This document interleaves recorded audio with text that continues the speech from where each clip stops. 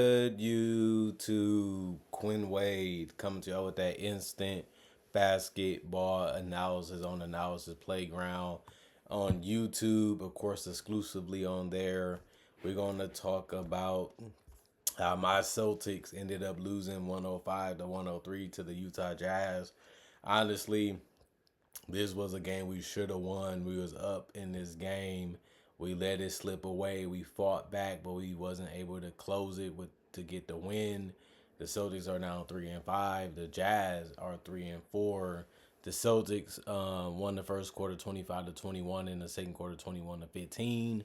And you would think that we'd be able to win this one at that point, but the Jazz won the third quarter 38-26, making up basically everything that we built. They was able to make up and make it more competitive in the fourth quarter, as they both was stalemated at 31-31. But since the Jazz was up by two, they just had to win by two, which they was finally able to do, and that sucks for us. But Laurie Marketing, 37 minutes, 20 points, 9 boards, 4 of them was offensive with 2 assists.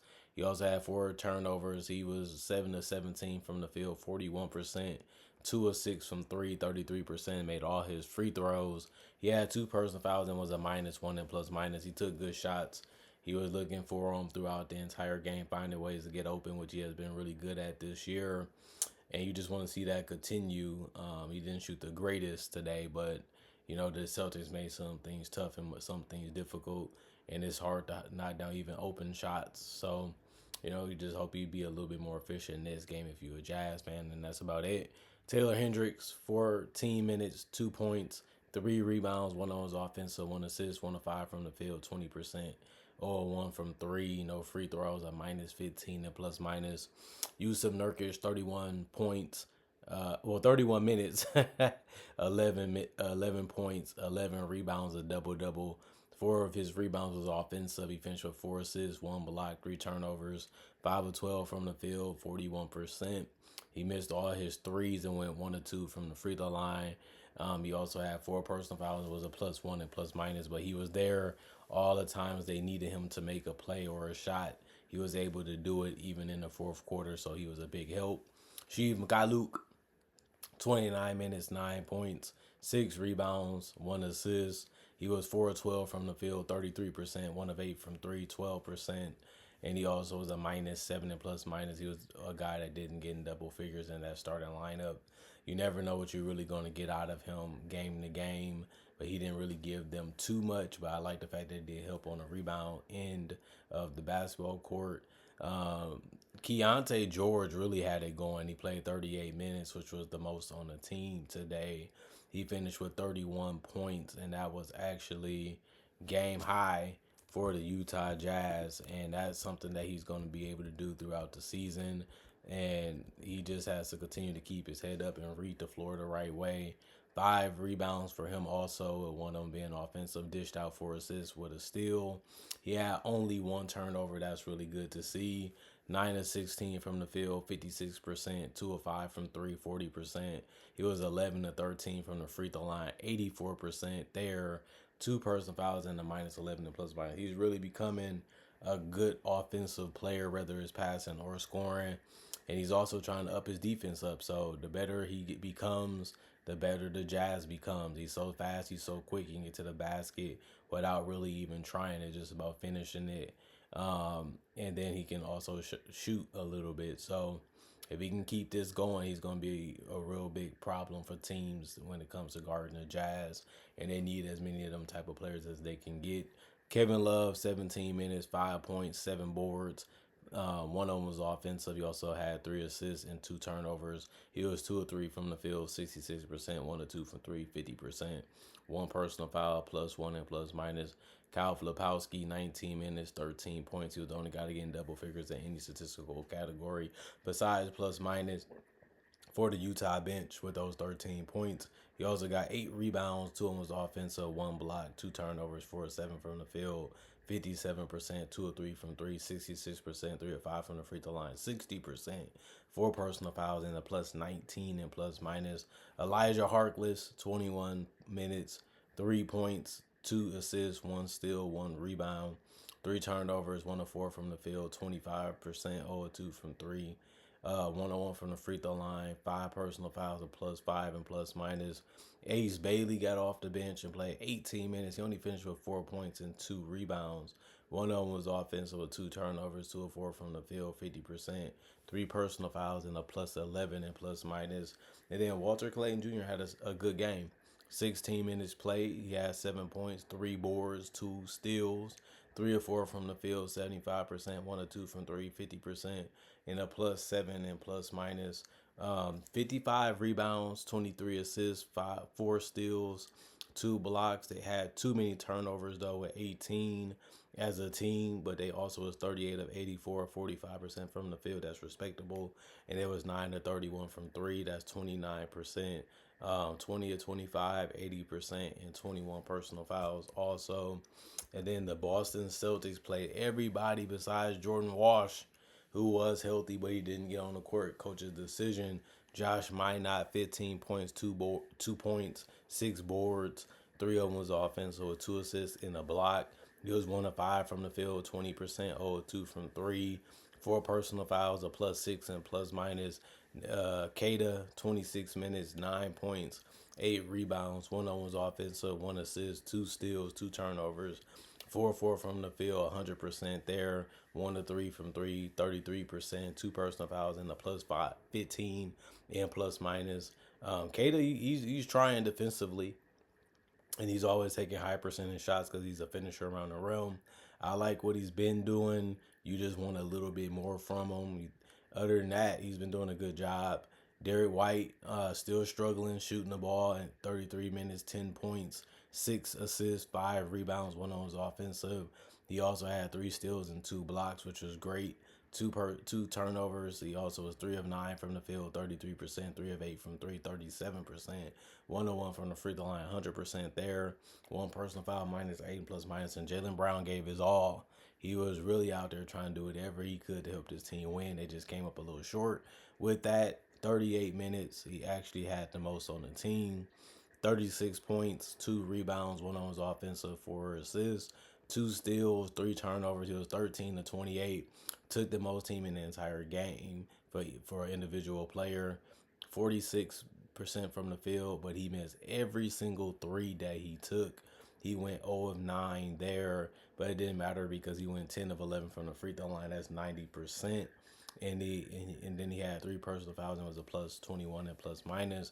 Peyton Pritchard had a solid game finally, but it still resulted in a loss, so it doesn't matter that much. 35 minutes, 18 points, 5 rebounds, 1 of them was offensive, 3 assists, 1 turnover, 7 of 15 from the field, 46%, 4 of 11 from 3, 36%, 3 personal fouls, a +2 and plus minus. Chris Boucher was able to knock down a 3 and he missed 1, but he finished with 5 points in 7 minutes, 1 rebound, also a steal. He also was 2 of 3 from the field, 66%, 3 personal fouls, a +2 and plus minus. Sam Hauser, 28 minutes, 4 points, 2 rebounds, 1 assist, 2 steals, 1 block, 1 turnover, 1 of 8 from the field, 12%. It was the threes that he took, but he also went 1 or 2 from the free throw line. So he shot 50% there. He was a -1 and plus minus. You want him to be a little bit better. Got to make more threes if we're going to beat anybody. We shot poorly from 3 today. And like I always say, if the Celtics ain't making their threes, it's going to be hard for them to win, to the point where we couldn't even beat the Jazz today. And they don't even have all their players healthy yet. Xavier Tillman, 6 minutes, 2 rebounds, no points. He did have an assist and a steal. He missed his only shot from the field, and he finished as a -10 and plus minus, no personal fouls. Luka Garza, 11 minutes, 2 points, 2 rebounds. 1 of them was offensive out of that. 1 assist, 1 steal, or 2 from the field. It was threes that he took, but he also scored because he went 2 or 2 from the free throw line. And he had 3 personal fouls by the end of the game, also a -12 and plus minus. Anthony Simons is ready to launch as much as he can. It ended up working today. 26 minutes. He's the only guy to get in double figures in scoring from the Boston bench. 15 points, 1 rebound, 2 assists, 5 of 13 from the field, 38% there. 2 of 8 from 3, 25%. He also is 3 or 3 from the free throw line, 100%. One personal foul and a -11 and plus minus. I mean, he's up. He's there to get hot from three, which he didn't do today. He kept getting the looks that he wanted. They wasn't falling. You wanted him to get to the basket. Those wasn't really falling that much either. But Anthony Simons never was really known as a great scorer anyway. He's just okay to good every game at it. Sometimes he can help you win. Sometimes he is better than other players in this league. So I guess you look at it like, we rather him take it than some other guys on this bench. So we just had to live with that result. Baylor, 7 minutes, one rebound, one turnover, one personal foul, -3 and plus minus. Hugo Gonzalez made a layup, and he finished with 2 points at 8 minutes. He also had a rebound, 1-on-1 from the field, 100%. One personal foul and a -11 and plus minus. 36 rebounds, 21 assists, 12 steals. They won that category. They also won the blocks 4-2. They also had less turnovers with 10, 37 to 89, 41%. They didn't shoot as good as the Jazz. And they also went 11 to 51, 21% from three. They shot so poorly that I'm surprised they only lost by 2, even though the Jazz didn't shoot that much better, but they shot enough to win. And 18 to 22, 81% from the free throw line. They did shoot better than the Jazz there, only by 1.8%.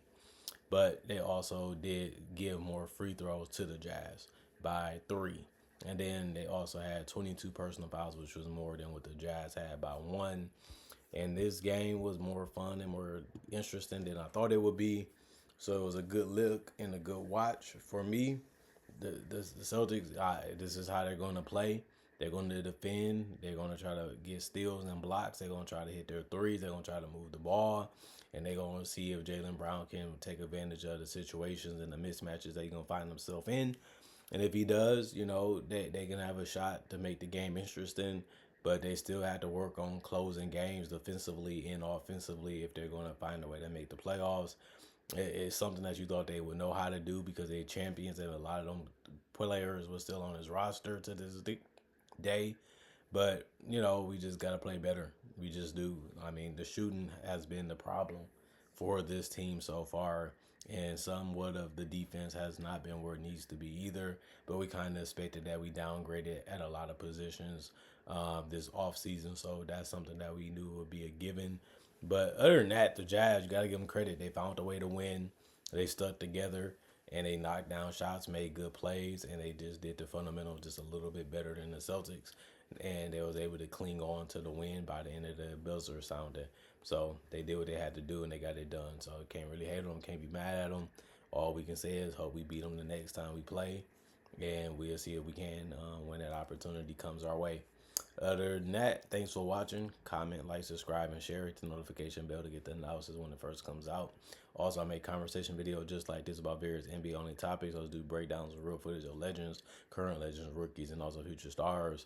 I also do mock draft and draft coverage too, so you love that type of content. You can't get enough of it because I got over 3,000 plus videos already on my channel right now that you can watch right now, and it's all for free. Plus, I try to upload videos every day throughout the day as much as I can to always give you guys something to watch. Thanks for watching. Thanks for checking out the channel. Thanks for appreciating the content for what it is. Thanks for making time for me. And all I can say is I'm blessed and I'm happy to have you guys as fans. And I'm blessed because YouTube allowed me to follow this goal. And I'm achieving great things each and every day by being consistent and trying to give the best content that I can. I do everything on this channel on my own. So it is appreciated to see the love and the respect that you guys have for me and my basketball analysis / opinion on this game, whether it's a breakdown, whether it's just talking about the game, and whether it's just watching the game and telling you how I feel about it. It's good to know that you guys like it and you guys care, and that's why I do it for y'all. And let's keep it going. We've been at it for 10 plus years. Why stop now? So you might as well just stay positive, then go with the good, the bad, and the ugly, and get some great and get to the top of the mountain to the most of our ability while we still going strong and living. Other than that, peace out. Y'all stay blessed up. Y'all stay good. And I'll see you guys hopefully later today with more analysis.